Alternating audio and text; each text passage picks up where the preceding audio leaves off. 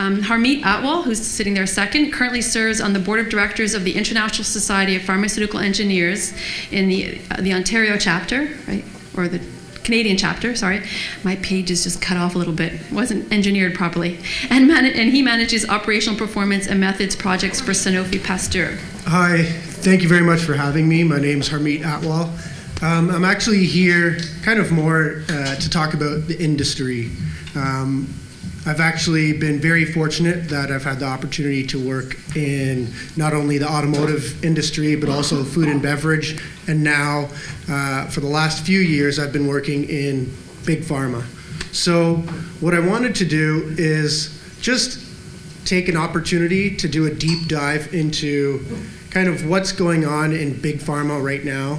How is it impacted by not only mechanical industrial engineering, but just how the business is being impacted by external factors. And the focus of the talk that I wanted to give is specifically on lean manufacturing. I won't get into too much of the technical detail of lean manufacturing. Obviously, it's its own science. There's a lot of formulas, equations that go along with it. I just wanted to try and bring a little practical example and show where the industry is moving towards. So, what is lean manufacturing? Lean manufacturing really focuses on eliminating waste. It focuses on the entire stream of operations, from taking the order to actually manufacturing and producing the product to improving the supply chain. It really focuses on increasing the flexibility, reducing costs within the stream, using less human effort, efficient processes, engineering systems that really reduce the type of manual or the type of ad hoc interventions you have in the operations stream of producing your product. So the Toyota Way, it's a book I'm sure we've all read. It's very well known within the industry, within all industries.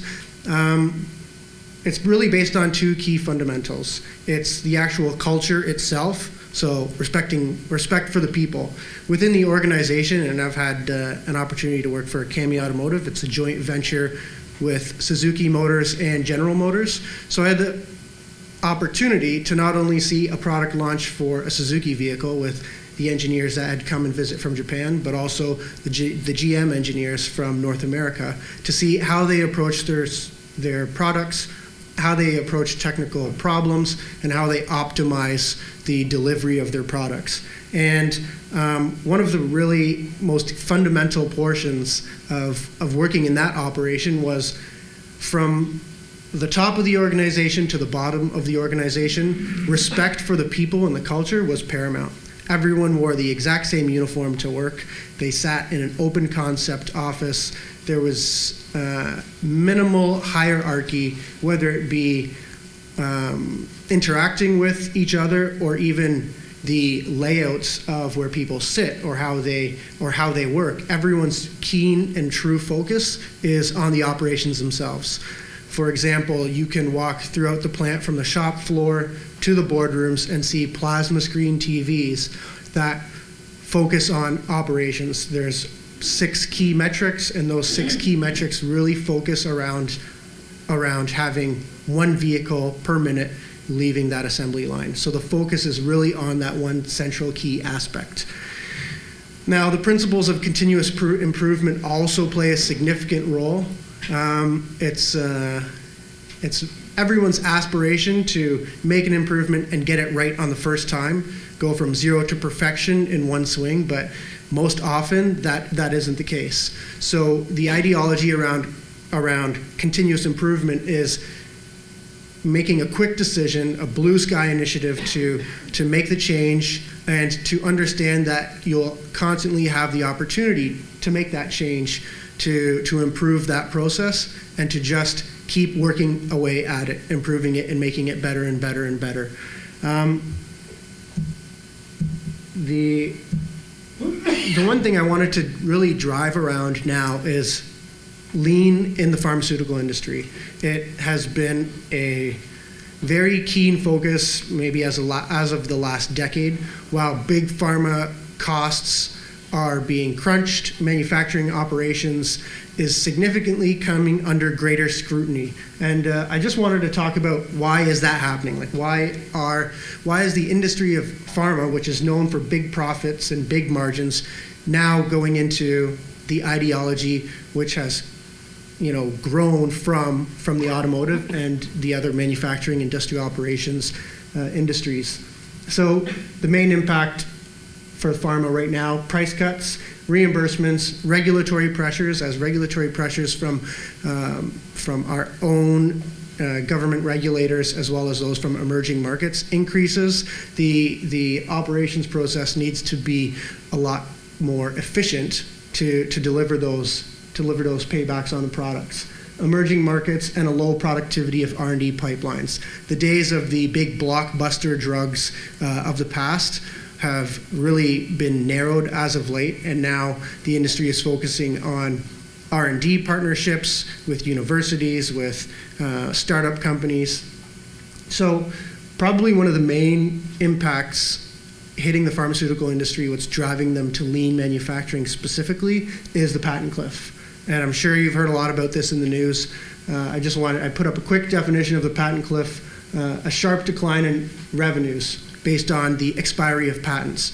So when it comes to developing a vaccine or a pharmaceutical product, there's a lot of R&D, a lot of investment that goes into developing, to license that product, to get the patents, and there's only a certain period for which you can actually reap those revenues before companies like generics or even biosimilars can enter the market using the same product, the same background. So why is this so important now? The world's biggest pharmaceutical companies, such as Pfizer, Sanofi, GlaxoSmithKline, stand to lose billions of dollars over the next year even, based on the loss of significant patented products, such as Lipitor, Plavix, and the asthma medication Advair. There are numerous amount of firms that are gaining ground in the industry now in this generics market. 10 years ago, based on the amount of companies that were producing vaccines or drugs, it has doubled as of late. And even in the emerging markets, where a lot of the profits are really being chased after now, in the past year, you've seen biotechnology companies double in just a single year's period of time in China alone. So there is a lot of competition.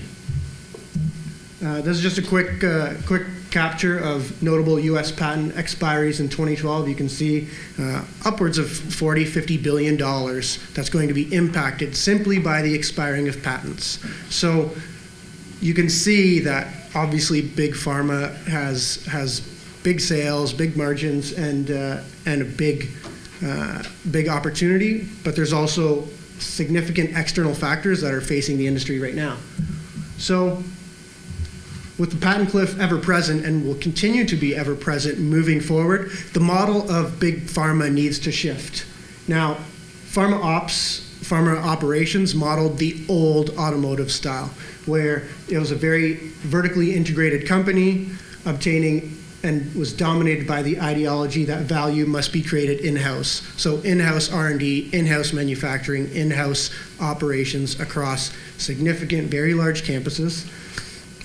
Automotive today, not the case. Nearly 70% of the value within a car is attributable to its suppliers. So you can see the big three or the big automotive companies now, they focus their efforts on maybe key components such as the engine or the manufacturing, the assembly plant operations, and significant amount of the other components are outsourced to tier 1, tier 2, and tier 3 suppliers, and focusing on that just-in-time delivery.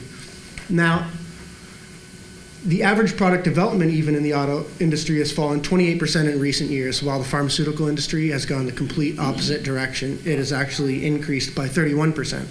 Now, the automotive industry has long been known as an innovator, and it's been recognized not only by the food and beverage industry, but now it's really starting to gather momentum in the pharmaceutical industry. From a touch from my own past, when I moved into food and beverage industry and we started to launch a lot of the similar ideologies that we had seen in automotive, the idea, there was a significant amount of pushback. Well, that makes sense in auto, but it doesn't make sense in food and beverage. And even as of late, you hear that same pushback from the pharmaceutical industry. We have products that go through a significant amount of FDA, HPFBI regulations. Once the product is established and the process is established, you are required to produce based on that process. But the amount of industrial operations that surround that key, that validated, that qualified process is so significant, that's where we can see the benefit. That's where we can see the payback. So recently, and I'm not sure if you've seen the articles that have come out in Reuters recently or even just in the news, there are a significant amount of partnerships happening between big pharma and the automotive industry. So just to touch on a few, McLaren Mercedes has actually just recently, as of September, established a partnership with GlaxoSmithKline to start getting an idea of modeling and the operations stream and getting concepts of how the F1 McLaren team, how they approach their systems, and using those engineers and the horsepower in that design firm to help model more efficient streams and processes within GlaxoSmithKline's operations. In the past, you've actually also seen Jaguar and Land Rover under the Tata Motors banner supporting AstraZeneca, and very recently, the Porsche design team, which is also soliciting and using its consultancy services to help support big pharma out in the field. So there's a lot of opportunities, a lot of shift, and a lot of effort being focused on improving the models in big pharma, utilizing a lot of the key learnings and lean manufacturing concepts from the automotive industry. Thank you very much.